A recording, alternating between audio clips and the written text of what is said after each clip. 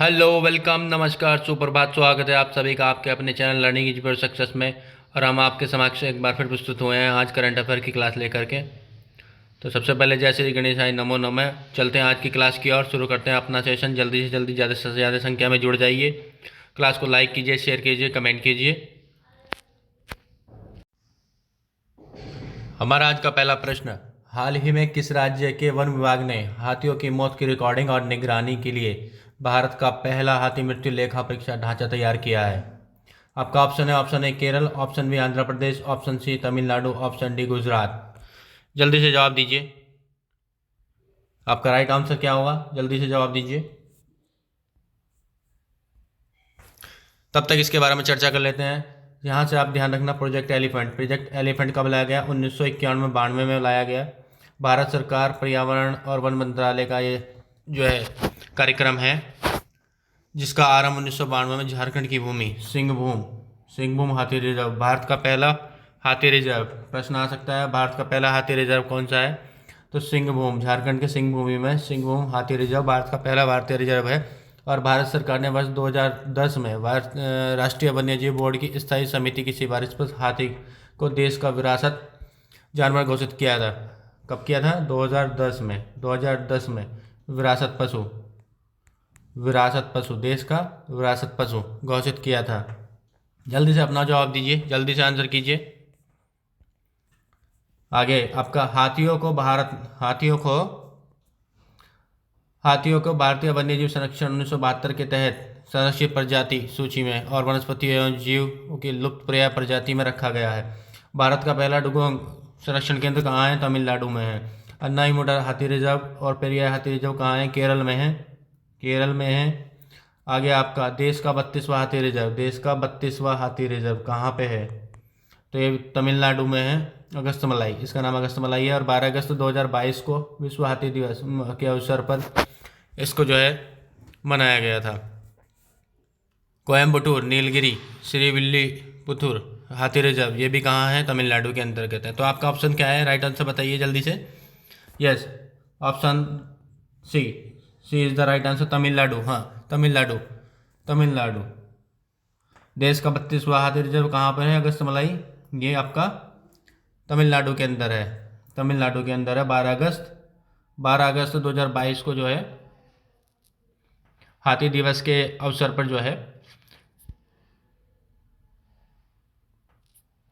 तो 32वां हाथी रिजर्व कौन सा है? अगस्तमलाई। रॉयल हाथी रिजर्व कहाँ है? आंध्र प्रदेश में है रॉयल हाथी रिजर्व। और भारत का 33वां और उत्तर प्रदेश का दूसरा हाथी रिजर्व, भारत का 33वां और उत्तर प्रदेश का दूसरा तराई हाथी रिजर्व कहाँ पर स्थापित किया जा रहा है? लखीमपुर खीरी में। कहाँ पर? लखीमपुर खीरी में। ध्यान रखिएगा, बड़ा ही महत्वपूर्ण सवाल है, पेपर में आएगा। आगे क्या है? तमिलनाडु की राजधानी क्या है? चेन्नई है। ध्यान रखना यहाँ पे, तमिलनाडु की राजधानी क्या है? चेन्नई है। तमिलनाडु के मुख्यमंत्री एम.के. स्टालिन है वर्तमान में, और तमिलनाडु के राज्यपाल आर.एन. रवि हैं। तो आपका सही राइट आंसर क्या है? Tamil Nadu right answer. चलिए चलते हैं अगले प्रश्न की ओर। आज का दूसरा प्रश्न, प्रतिवर्ष विश्व मत्स्य दिवस कब मनाया जाता है? ऑप्शन ए 21 नवंबर, ऑप्शन बी 22 नवंबर, ऑप्शन सी 20 नवंबर, ऑप्शन डी 5 अक्टूबर। जल्दी से अपना जवाब दीजिए, क्या आपका राइट आंसर होगा?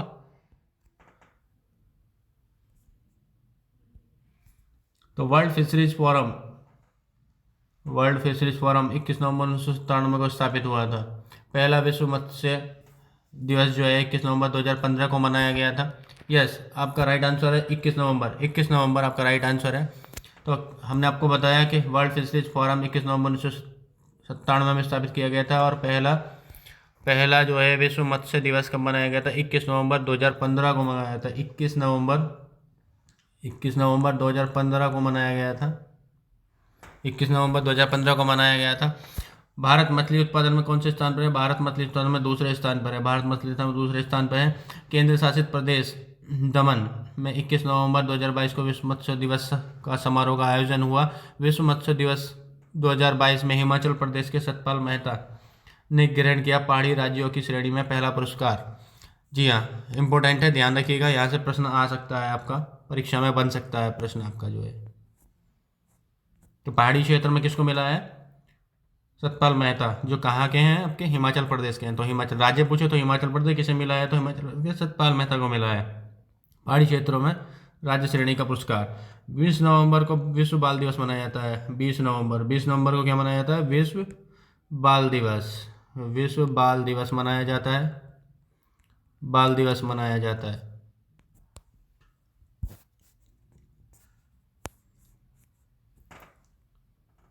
आगे आपका बाल दिवस मनाने की शुरुआत कब की गई थी? 10 नवंबर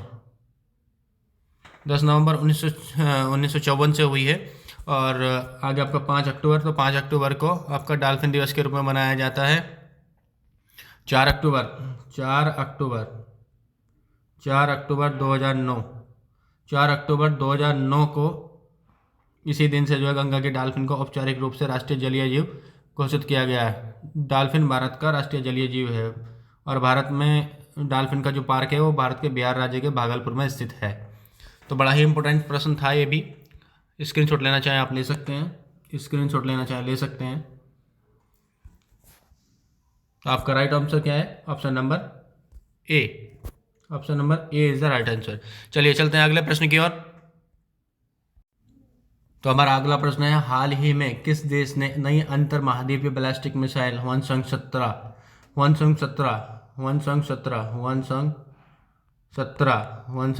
का जो है सफल परीक्षण किया है?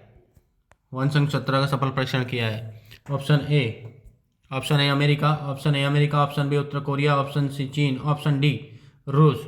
जल्दी से अपना जवाब आंसर दीजिए, जल्दी से आंसर दीजिए। सही आंसर क्या होगा आपका? सही आंसर क्या होगा आपका?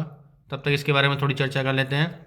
यह अब तक की विकसित सबसे बड़ी ICBM मिसाइल है, यानी कि इंटरकॉन्टिनेंटल बैलिस्टिक मिसाइल है।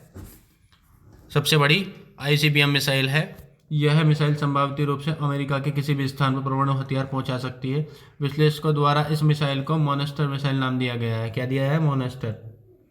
मॉन्स्टर नाम दिया है विशेषज्ञों ने इसे। इसकी रेंज 15,000 किलोमीटर तक है।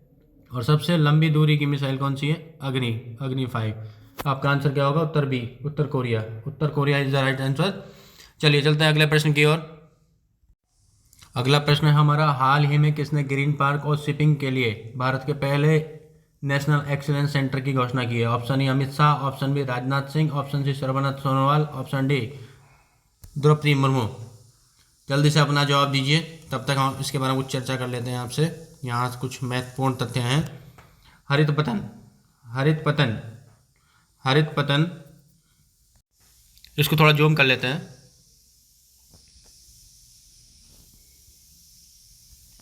हरित पतन और पौध परिवहन के लिए भारत के पहले राष्ट्रीय उत्कर्षता केंद्र की शुरुआत हुई और यह कहाँ किया गया? मुंबई में आयोजन किया गया। इसका मुंबई में आयोजन किया गया। जी बिल्कुल आपका राइट आंसर सही आंसर है। Option number C Sarbananda Sonowal सही राइट आंसर है आपका। अभी आपको थोड़ा जूम करके इसके बारे में डिटेल बता देते हैं। तो हरित पतन पौध परिवहन के लिए भारत का जो है पहला राष्ट्रीय उत्कर्षता केंद्र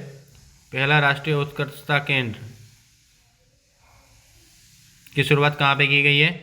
तो ये मुंबई में की गई है। कहाँ पे की गई है? मुंबई में की गई है। इनमार्को कार्यक्रम के दौरान जो की गई है। इनमार्को कार्यक्रम के दौरान जो है इसकी घोषणा की गई है।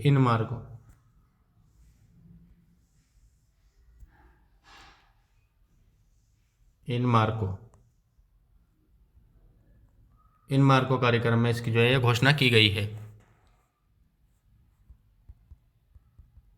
अब इनमार्को क्या है?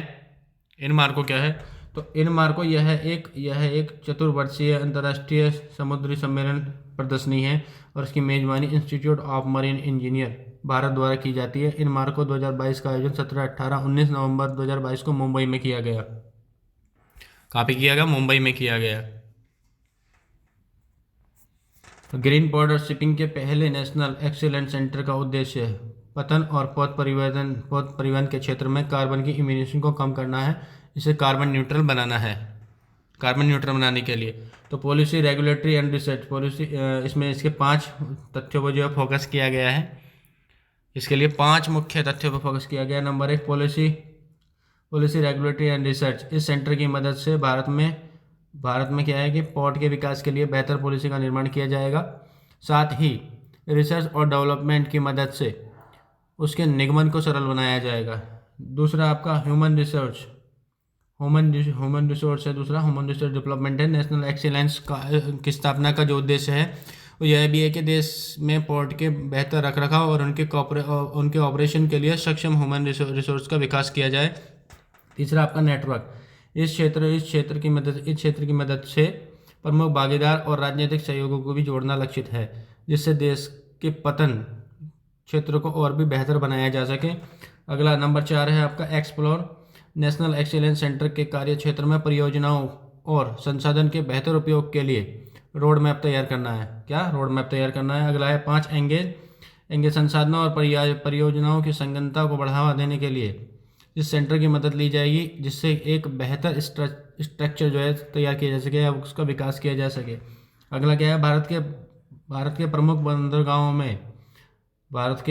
बंदरगाहों ने मैरीटाइम विजन डॉक्यूमेंट 2030 के तहत कार्बन इमिशन को 2030 तक 30% कितना 30% तक कम करने का लक्ष्य रखा गया है। यह विजन डॉक्यूमेंट सस्टेनेबल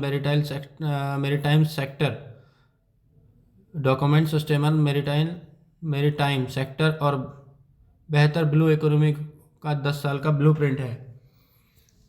और यह है भारत का क्या है, पायलट प्रोजेक्ट है। भारत का पहला कार्बन न्यूट्रल हवाई अड्डा। बताइए, भारत का पहला न्यूट्रल हवाई अड्डा कौन सा है। पहला कार्बन न्यूट्रल हवाई अड्डा तो यह है लेह लद्दाख में है। ये पहला कार्बन न्यूट्रल हवाई अड्डा बनने जा रहा है। भारत का पहला कार्बन मुक्त राज्य कौन सा है। भारत का पहला कार्बन मुक्त राज्य कौन सा है, हिमाचल प्रदेश। इंपॉर्टेंट तथ्य हैं, नोट डाउन कर लीजिए। हिमाचल प्रदेश क्या है, भारत का पहला कार्बन मुक्त राज्य है। आगे आपका दुनिया का पहला और एकमात्र कार्बन नकारात्मक देश कौन सा है, तो ये भूटान है। कार्बन नेगेटिव देश कौन सा है, भूटान। हाँ जी, भूटान। विश्व का सबसे बड़ा कार्बन सर्वाधिक उत्सर्जन करने वाला देश तो कौन सा है, चीन। अगर आपसे पूछा जाए दुनिया का पहला और एकमात्र कार्बन नकारात्मक देश तो ये भूटान है आपका, भूटान। और अगर विश्व का पूछा जाए तो ये कौन सा है, चीन है। आगे 2050 तक शुद्ध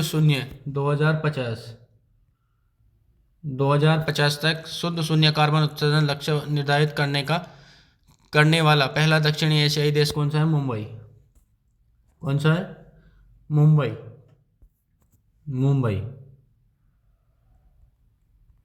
है। इसने क्या किया है, 2050 तक जो है शून्य कार्बन उत्सर्जन करने की जो है घोषणा की है। तो चलिए स्क्रीनशॉट ले सकते हैं आप सभी। स्क्रीनशॉट लेना चाहें तो स्क्रीनशॉट ले लेते हैं, ये लीजिए। स्क्रीनशॉट लेना चाहें तो स्क्रीनशॉट ले सकते हैं।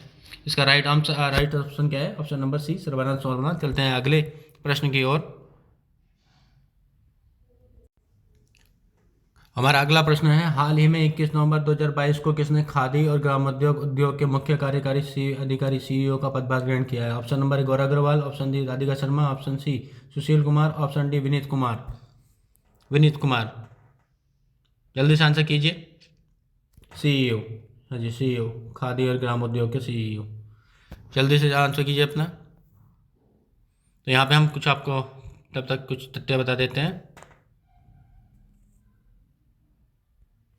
खादी और ग्रामोद्योग की स्थापना कब हुई थी, अधिनियम 1956 के तहत हुई थी। अधिनियम 1956 के तहत 1957 में हुई थी। दूसरी पंचवर्षीय योजना के दौरान खादी और ग्रामोद्योग की स्थापना की गई थी। इसका मुख्यालय कहाँ है, मुंबई में है। क्या इसका मुख्यालय मुंबई में है और इसकी स्थापना 1957 में जो है की गई थी, अधिनियम 1956 के अंतर्गत। अधिनियम 1956 एक्ट के तहत इसकी स्थापना की गई थी।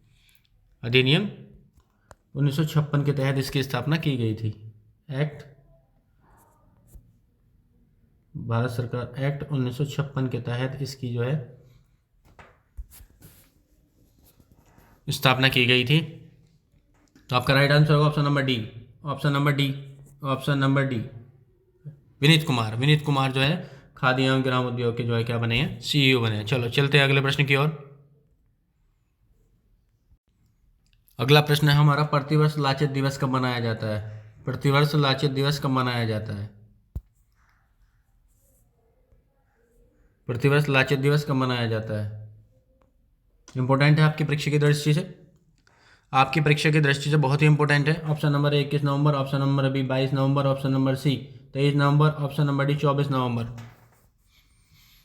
जल्दी से आंसर दीजिए, जल्दी से आंसर दीजिए। तो यह दिवस अहोम सेना के जनरल लाचित बोरफुकन की जयंती के उपलक्ष्य में जो है मनाया जाता है। 1622 ईस्वी को चराई देव में आज ही के दिन लाचित बोरफुकन का जन्म हुआ था। ये जो है सरायघाट की लड़ाई में अपनी सैन्य खुफिया जानकारी के लिए जाने जाते हैं। और वर्ष 1999 में जो है राष्ट्रीय अकादमी हर साल अपने सर्वश्रेष्ठ कैदिंग passing out Lachit Borphukan gold medal से सम्मानित करती है। असम में ताई अहोम युवा परिषद द्वारा उल्लेखनीय व्यक्तियों को दिया जाने वाला महावीर लाचित पुरस्कार के तहत 50,000 रुपये नगद और तलवार प्रदान की जाती है। ऑप्शन जल्दी बताइए, आंसर क्या होगा आपको? आंसर दीजिए। तो आपका राइट आंसर होगा ऑप्शन नंबर डी 24 नवंबर। 24 नवंबर को क्या मनाया जाता है?